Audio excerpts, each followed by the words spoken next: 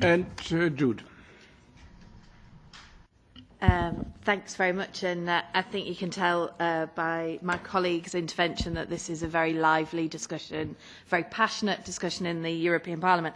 I personally think that it's a really fascinating and an excellent analysis of the agreements that you've tackled, agreements which are already concluded and the different texts on the table.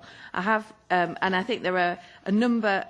I think we ask for the studies and we ask for analysis in order to inform political decisions down the line. And so I value the fact that you have given analysis with also recommendations, because I think that's what good policy making is about, is actually getting views from experts in the field and feeding that into policy process.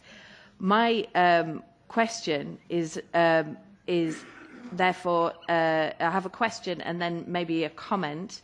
The question is, it seems to me that we are creating an extremely complicated situation with different elements in different agreements as the situation evolves. We have the older ISDS agreements which are in place, which 3 of your examples are the older ISDS, and the other 3 are still draft form and haven't been ratified and therefore aren't in play in a way, but they all have slight modifications in them.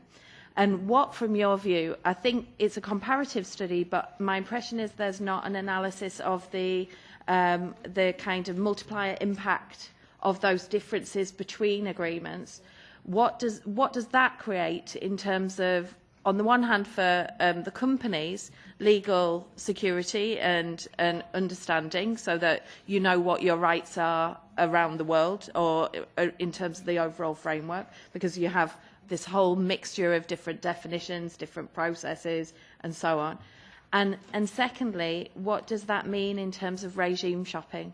Does it increase the risk of regime shopping for the easiest ISDS to benefit companies? I'll be absolutely frank, British Labour MEPs have rejected wholeheartedly a separate system for foreign investors compared to domestic investors. It's a question of discrimination in front of the law. I don't think that's addressed in the study. I think that's a bigger, wider question. But I would like to know what the impact is in terms of the risks that are commonly associated with ISDS around regime shopping.